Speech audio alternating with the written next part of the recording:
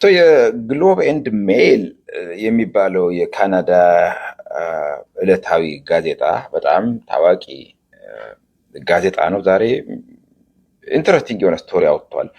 ኦፍኮርስ ለብዙዎቻችን ኢትዮጵያውያን ብዙም ላይገርመን አዲስ ላይሆንብን ይችላል። በተለይ አገር ቤት ላላችሁ ሰዎች ኤቭሪዴይ የምታልፉበት ነገር ስለሆነ ብዙም ኢምፓክቱ ውጤቱ ብዙም ላይሰማችሁ ይችላል። በተለይ ግን አሁን በስደት ላይ ላሉ ካናዳ ውስጥ ሜይ ቢ ከካናዳም ውጭ አሜሪካ ደግሞ ሰዎች ላሉ ሰዎች በጣም የሚጠቅም እትም ነው።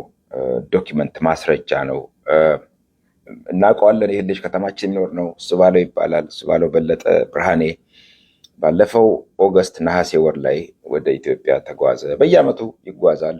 እዚህ ግራውንድ ቴክኒሽያን ነው ኤርፖርት ቶሮንቶ ዓለም አቀፍ አውሮፕላን ጣቢያ ኤንድ አይ ሆፕ ኢንጂነሪንግ ባክግራውንድ ያለው ልጅ ነው። አብሮ መስመር ላይ አልፎ አልፎ መስመር ላይ ቅምቀማ አንዳንዴ ወጣ ስንል እንገናኛለን። ኤንድ ሰላማዊ ጥሩ ዜጋ ነው። ኦፍኮርስ ኦብቪየስሊ ፖለቲካ ያው በተለይ የአማራ ተወላጅ ነው። አይ ብሊቭ የጎጃም ልጅ መሰለኝ እና ፖለቲካ ያው ፓሽኔት ነው የአማራ ፖለቲካ ላይ ኤንድ ተጓዘ። ሊመለስ ሲል መስከረም መጨረሻ ላይ ኤርፖርት ላይ ቦሌ ያዙት፣ አሰሩት፣ ወሰዱት፣ ደበደቡት፣ ቶርቸር አደረጉት፣ ሰቆቃ ፈጸሙበት።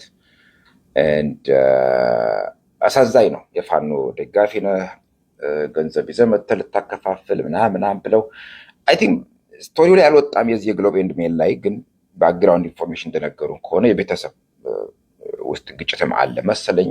ጥቆማ የሌላ ሰው አለ። የውሸት ፋብሪኬትድ የሆነ ምንም የሌለበት ልጅ ቤዚካሊ ከ6 ዓመት በፊት ስብሰባ ነበረ። እዛ ስብሰባ ላይ አስተያየት ሰጥቷል ስለ አማራው ግፍ፣ ጭቆና፣ በደል ኤንድ በሰጠው አስተያየት በተናገረው ንግግር በተቃውሞ ምክንያት ነው ሎፉል የሆነ ካናዳ በተቃውሞ ምክንያት ነው ያሰሩት። ኤንድ ብዙ ጊዜ አብይ ከመምጣቱ በፊት እዚህ አገር ተቃውሞ የሚያሰሙ ሰዎች እነሱም ቤተሰቦቻቸውም ታርጌት ሊደረጉ ይችላሉ የሚል አንደርስታንዲንግ ወይም ፓብሊኬሽን ማስረጃዎች ነበሩ የኢሚግሬሽን ኤንድ ሬፊጂ ቦርድ ኦፍ ካናዳ ጋር። አብይ ከመጣ በኋላ ነገሮች ተለውጠዋል፣ የለም የታለ የሚል ብዙ ሰዎች ምንም አትሆኑ ምንም አይደርስባችሁም የሚል ውሳኔ ይወሰንባቸዋል እና ጋፕ ነበር፣ የማስረጃ ጋፕ ነበር። ስ አርቲክል ያን ጋፕ የሚሞላ ነው። አይደለም ኢትዮጵያዊ ዜጎች ኢቨን ካናዳዊ ፓስፖርት ያላቸው ሰዎችም ኢትዮጵያ ገብተው በሚያደርጉት ተቃውሞ እዚህ ውጭ ሆነው እንቅስቃሴ ምክንያት በሐሰት ፋብሪኬትድ በተፈበረከ ክስ ምክንያት ሊታሰሩ ይችላሉ። እኔ 2-3 ነገሮች፣ አንደኛ የኢትዮጵያ መንግስት ብልጽግና ሪሰንትሊ ከዳያስፖራ ጋር በተያያዘ ኢቨን ቀብራችን እንኳን አስቀልታችን ዳንኤል ክብረት የተናገረውን ሰምታችኋል። ጸብ ያለሽ በዳቦ ከዳያስፖራ ጋር ለምንድን ነው? በአንድ በኩል ቱሪስት ያስፈልገናል፣ ኢንቨስትመንት ያስፈልገናል። አገሬው ኢትዮጵያዊው ኮንፊደንስ ኖሮት ነፃነት፣ ሰላም ተሰምቶት ሄዶ ኢንቨስት ካላደረገ ዘመዶች ይረዳሉ፣ ቤተሰቦች ይረዳሉ፣ ሀገር ይረዳሉ ብሎ የውጭው ሌላው ዜጋማ ምን ብሎ ነው ኢንቨስት የሚያደርገው? እና ከዛ አንጻር ራሱ እንዴት እንደማያዩት ነው እነዚህ ሰዎች ድንቁርና። ሁለተኛው በጣም ያሳዘነኝ ያናደደኝ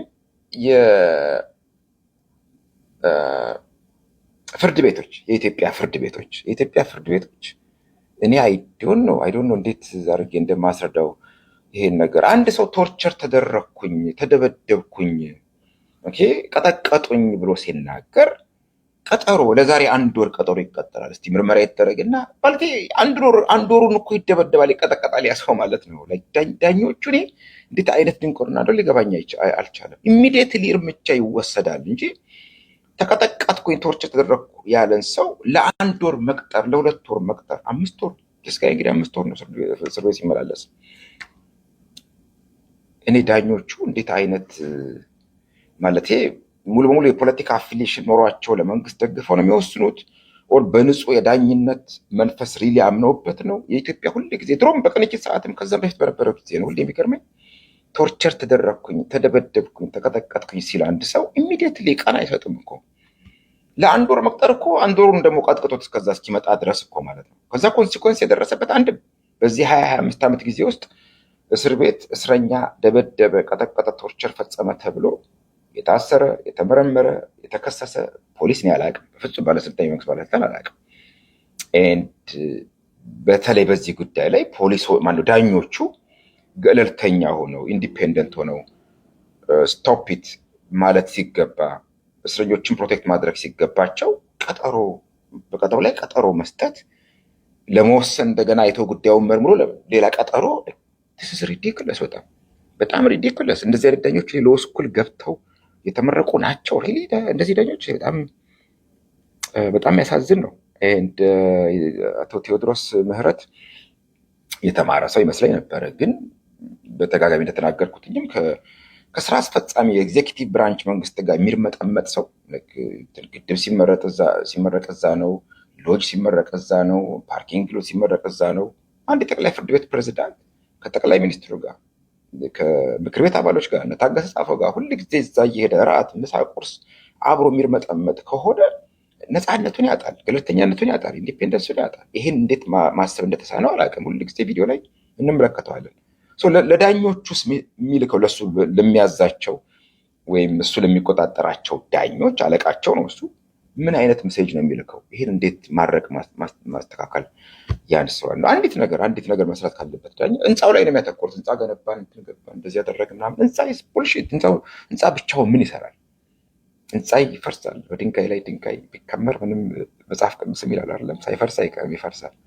ሪል ተጨባጭ የሆነ ለውጥ በዳኝነት ስርዓቱ ላይ፣ በፍትህ ስርዓቱ ላይ፣ በሰዎች መብት ላይ 2 ዓመት 3 ዓመት በታሰሩና ፍርድ በማያገኙ ሰዎች ላይ፣ ቶርቸር በሚደረጉ ታስረው በሚሰወሩ ሰዎች ላይ ለውጥ መምጣት ነው ያለበት። ፍትህ የሚለካው በሱ ነው። ከዛ በተረፈ የግሎብ ኤንድ ሜል ሪፖርት በጣም አስደስቶኛል። በዚህ ስራ ውስጥ የተባበራችሁትን ሰዎች በሙሉ አመሰግናችሁ እወዳለሁ። የሰብአዊ መብት ኮሚሽን ገርሞኛል። ያልጠበቁትኝን አይነት ውስጥ ፋይንዲንግ ነው ያደረገው። ቶርቸር እንደተፈጸመበት ደምድሟል። ፈጽሞበታል፣ አሳማኝ ምክንያት ማስረጃ አለ የሚል ድምዳሜ ላይ ደርሷል እና ገርሞኛል። ከብርሃኑ አዴሎም አልጠብቀው ፋይንዲንግ ነው፣ አክቹዋሊ ግኝት ነው። ከዛ በተረፈ ጄፍ ዮርክ ነው ከሳውዝ አፍሪካ ይህን ዘገባ የሰራው። ሌሎችም ጋዜጠኞች ተባብረዋል፣ ስማቸው የማይጠቀስ በጣም ላመሰግናቸው እወዳለሁኝ። ከዛ በተረፈ ይሄንን ሪፖርት ሴቭ አድርጉትና ኦልሬዲ ሬፊጂ ክሌም ያላችሁ ሰዎች፣ ወደፊትም የሚኖራችሁ ሰዎች አይ ቲንክ ብትጠቀሙበት በጣም ቆንጆ ማቴሪያል ነው ለማለት ያህል ነው። በፌስቡክ በካናዳ ሕግ ምክንያት ሼር ማድረግ አይቻልም፣ ግን ፒዲኤፍን የተወሰነ ስክሪንሻት እዚህ ላይ አስቀምጥላቸዋለሁ። ሊንኩ ከተቻለም ከታች ከቪዲዮ ስር እንደዚህ አስቀምጥላቸዋለሁ።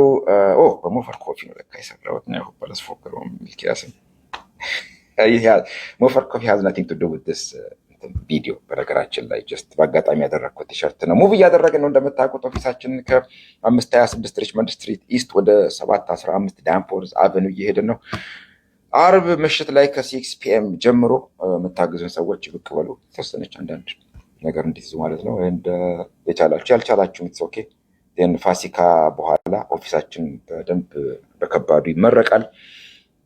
እስከዛው ድረስ አብራችሁን ቆዩ። አንፎርቹኔትሊ በዚህ በሙቪንጉ ምክንያት ቢዚ ስለሆንን ዛሬም ኦንላይን ላይቭ መግባት አልቻልም ቲክቶክ ላይ። ኔክስት ዊክ ግን ከአዲሱ ኦፊስ እንደነገርኳችሁ በጣም ቆንጆ ስፔስም አለው፣ መድረክ አለው ለዚህ አይነት ዝግጅት የተሰናዳ። ስለዚህ ከዛ እንገባለን። እስከዛ በያላችሁበት መልካም ቀን ይሆንላችሁ።